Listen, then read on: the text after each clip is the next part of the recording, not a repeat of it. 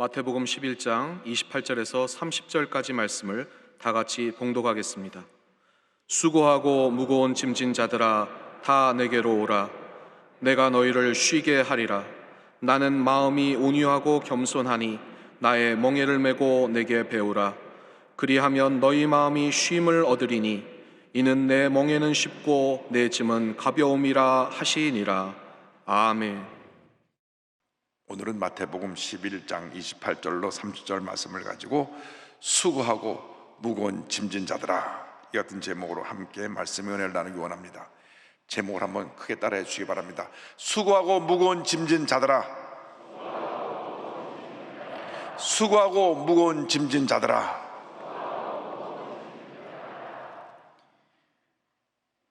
이 세상을 사는 모든 사람들이 무거운 짐을 지고 살아가고 있습니다. 짐을 지지 않고 살아가는 사람은 한 사람도 없습니다.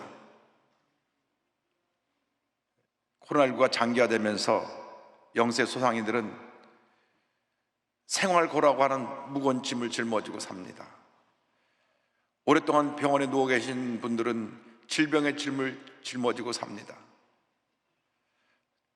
자녀가 계속 속을 썩이는 가정은 자녀의 짐을 짊어지고 삽니다. 그런데 문제는 그 누구도 이 무거운 짐을 대신 져줄 수 없다고 하는 것입니다. 각자의 무거운 짐을 지워준 것을 그 누가 대신 해결해 줄 수가 없습니다. 그러나 감사하기는 우리의 구세주 예수 그리스도, 오직 예수님만이 그 짐을 대신 짊어져 주실 수 있습니다. 사랑의 예수님께서 무거운 짐을 지고 살아가는 모든 사람을 부르고 계십니다. 수고하고 무거운 짐진 자들아 다 내게로 오라. 내가 너희를 쉬게 하리라. 어떤 무거운 짐을 지었든지 주님이 우리를 초청하고 계신 것입니다. 수고하고 무거운 짐진 자들아 다 내게로 오라. 다 내게로 오라. 다 내게로 오라. 내가 너희를 쉬게 하리라. 첫째로 우리를 부르시는 주님에 대해서 함께 생각해 보기 원합니다. 우리 주 예수 그리스도는 사랑의 주님이십니다. 외롭고 소외되고 상처 입고 고통과 괴로움 속에 슬픔 속에 살아가는 우리를 부르시고 주님의 사랑의 품에 안아주시는 것입니다. 이 같은 예수님의 사랑의 모습에 대해서 마태복음 12장 20절은 설명합니다. 상한 갈대를 꺾지 아니하며 꺼져가는 심지를 끄지 아니하기를 심판하여 이를 이길 때까지 하리니. 우리 주님은 상한 갈대를 꺾지 아니하시고 꺼져가는 심지를 끄지 아니하시는 사랑의 주님이 되십니다. 그 사랑의 주님이 우리를 초청하고 계신 것입니다. 수고하고 무거운 짐진 자들아 다 내게로 오라. 내가 너희를 쉬게 하리라. 내가 너희를 쉬게 하리라. 예수님 당시에 바리새인들, 율법 교사들이 이 계명을 여러 가지로 세밀하게 시행 지침을 만들어 가지고 그것을 전통이라 하여 지키게 했습니다. 그러니까 그 많은 시행 세칙을 지키느라 그것이 얼마나 무거운 짐이 되었는지 모릅니다. 예수님께서 그 잘못을 지적하신 것입니다. 마태복음 23장 4절입니다. 또 무거운 짐을 묶고 사람의 어깨에 지우되 자기는 이것을 한 손가락으로도 움직이려 하지 아니하며. 누가복음 11장 46절입니다. 이르시되 화 있을진저 또 너희 율법교사여 지기 어려운 짐을 사람에게 지우고 너희는 한 손가락도 이 짐에 대지 않는도다.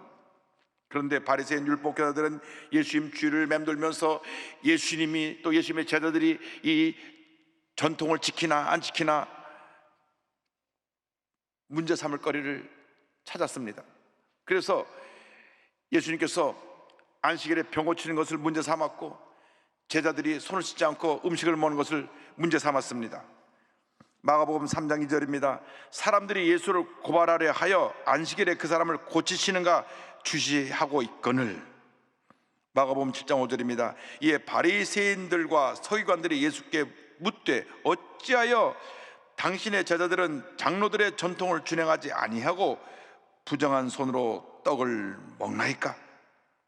이 당시 장로들의 전통이라고 해서 지키게 한 것은 너무나 일반 사람들에게 큰 짐이 되었습니다. 안식일에는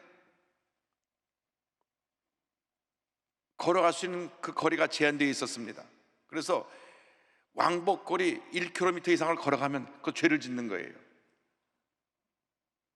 그래서 그 당시 회당이 그 마을 중심에 있어서 왕복거리 1km 안에 이렇게 다 사람들이 모여 살았습니다. 더 걸어가면 죄를 짓는 거니까. 이렇게 무거운 짐을 지었기 때문에 예수님께서는 이러한 무거운 종교의 짐을 진 자도 부르시고, 삶의 무거운 짐을 진 자도 부르시고, 마음의 무거운 짐을 진 자도 부르신 것입니다. 사람들은 고통당하는 이웃에 대해서 무관심합니다. 본인의 진 짐에만 관심이 있습니다. 어떤 경우에는 이런 약자들을 더 무시하고 더 무거운 짐을 지우게 하는 경우도 많이 있습니다. 우리 예수를 믿는 사람들은 예수님의 사랑을 본받아서 연약한 사람들이 지고 있는 짐을 나누어져야 되는 것입니다. 세월호가 침몰하여서 수백 명의 단원고 학생들이 희생되었을 때에 완전히 안산시 전체가 장례식장이 되어버렸습니다. 모든 경제가 마비되었습니다. 시장의 문을 열고 가게 문을 열고 있어도 하루 종일 한 사람도 오질 않습니다. 완전히 절망에 갇힌 도시가 되어버리고 말았습니다. 그때 저희 교회에서 우리 어렵게 고통당하고 있는 우리 안산의 저분들을 도와줘야 되겠다. 그래서 13차례 그곳에 가서 안산 재래시장 살리기, 경제 회복하는 그러한 일에 우리가 조금 더 힘을 보태자 해서 우리의 사랑을 실천했습니다.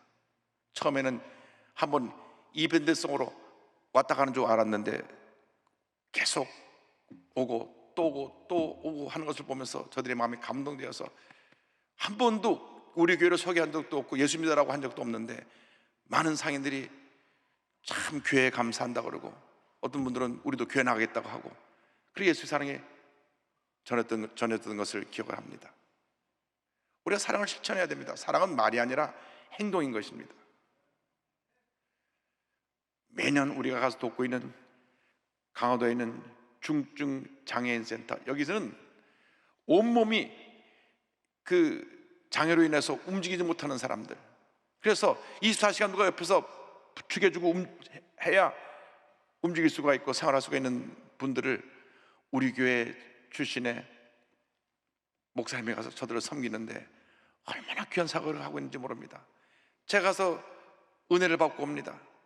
또 강화도에 성공해서 운영하는 장애인 콩나물 공장이 있었는데 불이 났었습니다. 완전히 전소되었는데 우리가 조금 사랑을 보탰더니만 저렇게 아름답게 다시 공장에 세워져서 지난 구정 때 콩나물을 500명분 박스를 보내왔어요. 콩나물 잔치를 했습니다.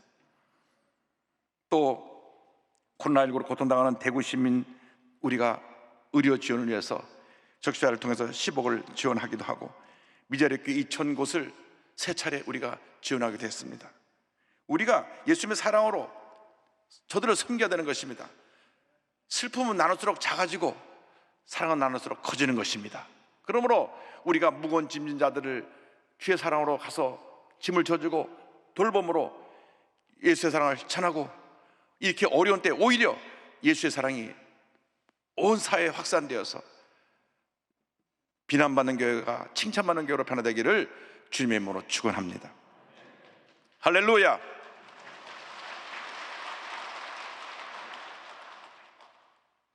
주님이 우리를 부르시고 둘째로 우리에게 힘을 주십니다. 힘을 주시는 주님에 대해서 11장 28절을 말씀합니다. 내가 너희를 쉬게 하리라. 내가 너희를 쉬게 하리라. 무거운 짐을 지고 나온 우리들에게 짐을 내려놓게 하시고 마음의 평안함과 안식을 선물로 주시는 것입니다. 영적인 목마름을 해결해 주시는 것입니다.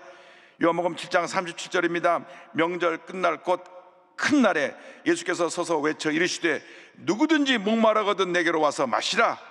할렐루야. 누구든지 목마르거든 내게로 와서 마시라. 주님이 우리를 부르시고 우리를 품어주시고 우리의 문제를 해결해 주시는 것입니다. 세계적인 문학가 톨스토이는 55세 때 예수님을 만나 참된 안식을 얻었습니다. 톨스토이는 기독교를 인류의 자를 억압하는 하나의 종교로 오해하고 신앙을 오랫동안 떠나 있었습니다. 55세 되던 해 예수님을 만나고 나서 그 무거운 짐을 다 내려놓고 참된 안식을 얻었습니다. 그의 신앙론에서 이렇게 고백합니다. 나는 55년 나의 인생 동안 최초 15년의 소년기를 제외하고는 안식을 누리지 못하고 살아왔다. 내 나이 18세 되던 해 나의 친구가 내게 찾아와 신이 인간을 만든 것이 아니라 인간이 신을 만든 것이라고 한 말에 설득되어 나는 어릴 적에 그리스도를 믿는 신앙을 떠났다. 나는 종교를 포기하는 것이 자유를 얻는 길이라고 생각했다. 나에게 있어서 종교는 속박 그 이상이 아닌 것으로 생각되었기 때문이다. 그러나 이제 내 나이 55세, 나는 내가 스스로 버린 어머니 같은 신앙의 품으로 돌아왔다. 나는 단순히 종교로 돌아온 것이 아니다. 나의 구주인 그리스도에게로 돌아온 것이다. 그래서 나는 처음으로 참된 안식을 발견한 것이다. 할렐루야. 주님 안에 참된 평안과 참된 안식이 있는 것입니다. 무거운 짐을 진 자들 누구든지 주님 앞에 나오기만 하면 주님 안에서 참된 평안함을 얻게 되는 것입니다. 주 날개 밑 내가 편안히 쉬네. 밤 깊고 비바람 불어쳐도 아버지께서 날 지켜주시니 거기서 편안히 쉬리로다. 주 날개 밑 평안하다. 그 사랑 끊을 자니뇨. 주 날개 밑 내쉬는 영혼 영원히 거기서 살리. 할렐루야. 주님 안에서 참된 평안을 얻으시길 바랍니다. 얼마나 힘들고 어려우십니까? 코로나19를 통과하면서 얼마나 고통스러운 시간을 보내고 계십니까? 오늘 우연히 TV를 보니까 음식점을 하는 분인데 하루 종일 손님이 한 사람도 없어요. 한 사람도 없어요. 그러니까 하루 종일 하는 일이 그냥 부엌 가서 그냥 떡 닦고 또 닦고 또 닦고. 젊은 가장인데 집에서 아빠만 바라보고 남편만 바라보고 있는 가정은 어떻게 살겠습니까? 하루 종일 손님이 한 사람도 없으니까 참 마음이 아팠습니다. 그러나 우리가 믿음을 가지면 주님이 우리를 도와주십니다. 우리 마음의 무거운 짐을 먼저 주 앞에 내려놓고 마음의 평안함을 얻으면 이 힘들고 어려운 시기를 반드시 이겨내고 하나님의 은혜와 축복을 누리게 될 줄로 믿습니다. 셋째로 주님과 함께 매는 멍에에 대해서 생각해 보길 원합니다. 멍에는 밭을 갈 때 두 마리 소가 같이 어깨에 메고 이렇게 지워서 돌아가는 것입니다. 둘 중에 한쪽이 힘이 셀 경우 옆에 있는 소는 그냥 따라가기만 하면 됩니다. 결국은 힘센 소가 밭을 다 가는 것입니다. 예수님과 함께 멍에를 매면 예수님이 우리의 모든 무거운 짐을 다 져주시고 우리 인생의 밭을 다 갈아주시는 것입니다. 우리 인생길을 은혜의 길로 인도해 주시는 것입니다. 사랑의 주님이 날마다 우리의 무거운 짐을 대신 져주십니다. 시편 68편 19절은 말씀합니다. 날마다 우리의 짐을 지시는 주 곧 우리의 구원이신 하나님을 찬송할지로다. 할렐루야. 내가 감당할 수 없는 모든 무거운 짐을 다 주님께 맡기시기 바랍니다. 마음의 짐, 육신의 짐, 생활의 짐, 가정의 짐, 질병의 짐, 사업의 짐을 다 주님께 맡기시기를 바랍니다. 시편 55편 22절입니다. 내 짐을 야훼께 맡기라. 그가 너를 붙드시고 의인의 요동함을 영원히 허락하지 아니하시리로다. 주님께 다 맡기면 주님을 우리를 긍휼히 보시고 우리를 품어주시고 우리의 모든 문제를 다 해결해 주시는 것입니다. 그래서 주님께서 말씀하신 것입니다. 수고하고 무거운 짐진 자들아 다 내게로 오라. 내가 너희를 쉬게 하리라. 나와 함께 멍에를 메고 나의 온유와 겸손을 배워라. 주님께 맡기시면 우리를 긍휼히 보시고 우리 문제를 해결해 주시고 우리를 붙들어 주십니다. 더 이상 염려하지 말고 걱정하지 말고 근심하지 말고 주님과 함께 멍에를 메고 주님의 온유와 겸손을 배우고 이 힘든 인생의 밭을 갈아나가는 여러분 모두가 되기를 바랍니다. 마태복음 11장 29절로 30절에 예수님 말씀하셨습니다. 나는 마음이 온유하고 겸손하니 나의 멍에를 메고 내게 배우라. 그리하면 너희 마음이 쉼을 얻으리니 이는 내 멍에는 쉽고 내 짐은 가벼움이라 하시니라. 여기 중요한 말씀이 있습니다.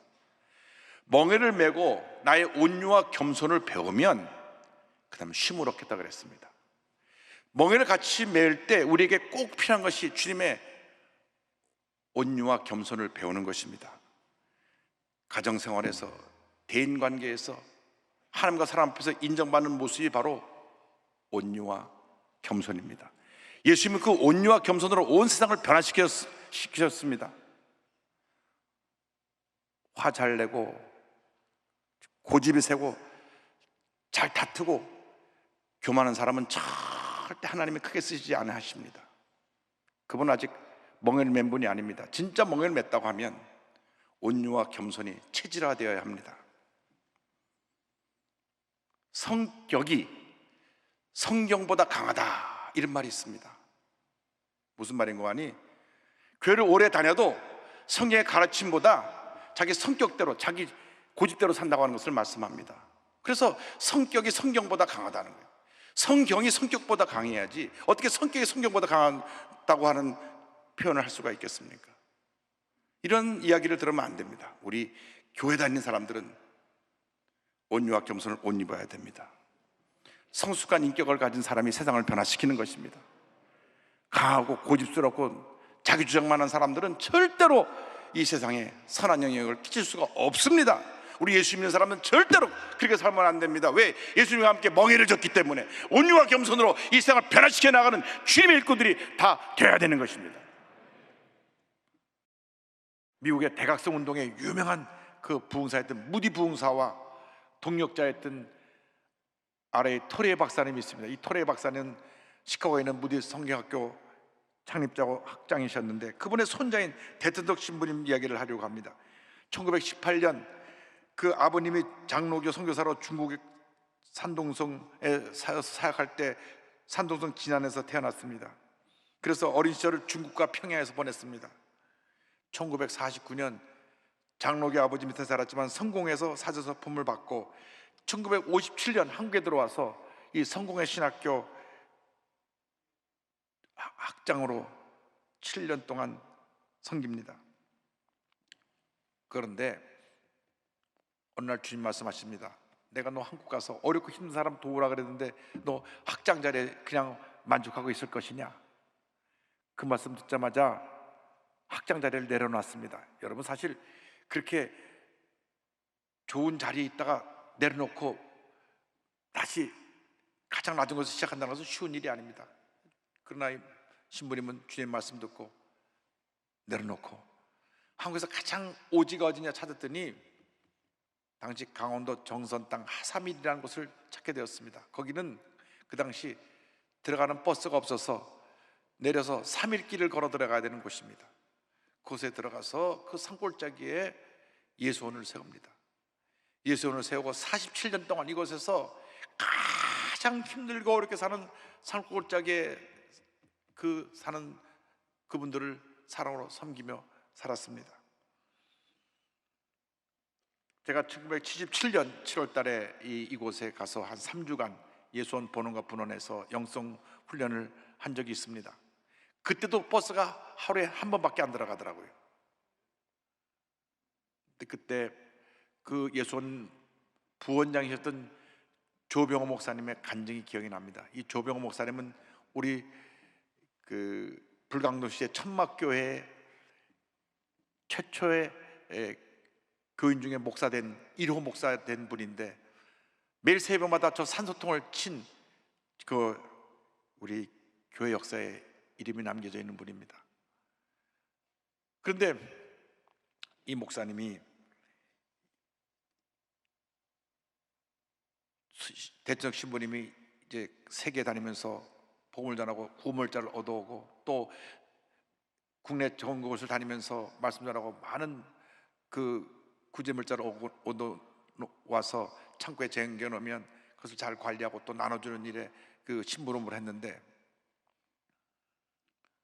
하루는 대전역 신부님이 도시로 말씀 전하러 간 동안에 이 창고가 그 당시 전기가 돌아갔고, 대전역 신부님 미국에서 자가 모터 발전기를 빌려다가 모터 발전기를 하면 밤새 따다다다 돌면서 불이 껌뻑껌뻑 들어옵니다. 근데 그 모터 발전기 위에다 누가 코트를 걸어놓은 것이 있구만 불이 붙어갖고 그 안에 창고가 싹 타버렸습니다. 저 멀리서 산 쪽에서 불이 나니까 그 소방차가 오는데 이미 소방차가 오기 전에 불이 다 나서 싹 타버렸습니다. 조병 목사님이 뭐 하나 건지지도 못하고 그냥 그 쌓였던 모든 구호물들이 다 타버려서 그냥 망연자실하고 털썩 주저앉았습니다. 이제 곧 대전역 신부님 돌아오시는데 이제 어떡하나 돌아가실 날이 되어서 아침부터 안절부절합니다. 황지역에서 내려서 버스를 타고 4시간 들어오는데 들어와서 다시 또 1시간 또 걸어 올라가야 됩니다. 그래서 이제 내려가서 신부님 오시기만 기다렸는데 신부님이 활짝 웃으면서 내리시는 거예요. 그래서 차마 말도 못하고 쭈삣쭈삣 하면서 이제 그 산을 예수를 하면서 올라갑니다. 참 올라가다 이제 저 멀리 예수님이 보여가지고 이제는 말을 안 할 수가 없어갖고 저 쭈삣거리다가 이렇게 신부님한테 얘기를 합니다. 신부님, 너무나 죄송합니다. 신부님이 말씀 전하러 가신 동안에 그만 창고에 불이나 구물자가 모두 타버렸습니다. 다 제가 제대로 관리를 못해 일어난 일입니다. 용서하세요. 그러니까 신부님이 웃고 딱 쳐다보시더니 이렇게 말씀하셨습니다. 그래도 할렐루야! 할렐루야.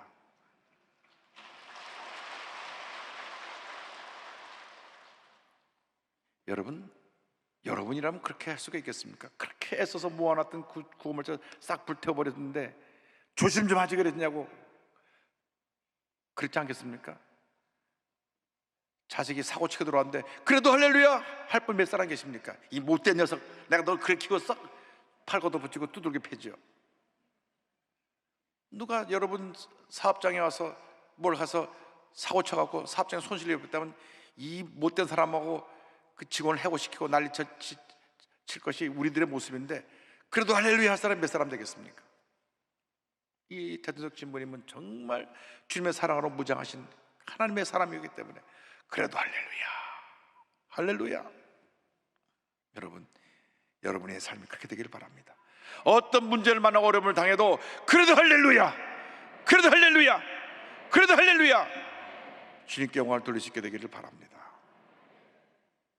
대전역 신부님이 황지역에서 내렸을 때 얘기를 다 들으셨답니다. 다 들으셔가지고 누가 다친 사람 없냐고, 사람 안 다치고 그 구물자만 다 탔다는 얘기를 듣고 그죠? 4시간 동안 기차 타고 버스 타고 올라오시면서 감사합니다, 감사합니다, 감사합니다 그러고 올라오셨대요.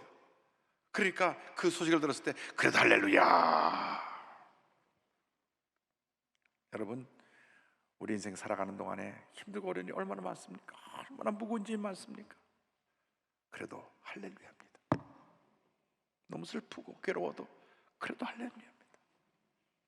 말 못할 고민으로 잠 못 자고 슬퍼서 눈물로 베긴 입을 적셔도 그래도 할렐루야입니다. 주님께 다 맡기고 살아가는 여러분 모두가 되기를 바랍니다. 주님 앞에 우리가 믿음으로 고백합니다. 내 모든 시험 무거운 짐을 주 예수 앞에 아뢰면 근심에 쌓인 날 돌아보사 내 근심 모두 맡으시네. 주님께 맡김으로 자유를 얻는 이 시간 되기를 바랍니다. 내 모든 시험 무거운 짐을 주 예수 앞에 아뢰이면 근심에 쌓인 날 돌아보사 내 근심 모두 맡으시네. 무거운 짐을 나 홀로 지고 견디다 못해 쓰러질 때 불쌍히 여겨 구원해 주리. 은혜의 주님 오직 예수. 기도하겠습니다. 무거운 짐을 나 홀로 지고 견디다 못해 쓰러질 때 불쌍히 여겨 구원해 주리. 은혜의 주님 오직 예수. 이 찬송의 고백이 우리가 힘들고 어려울 때마다 우리의 믿음의 고백이 되게 하여 주시고 한평생 주님과 동행하며 모든 어려움 이겨나가는 저희 모두가 될 수 있도록 은혜 내려 주옵소서. 예수님의 이름으로 기도 올리옵나이다. 아멘.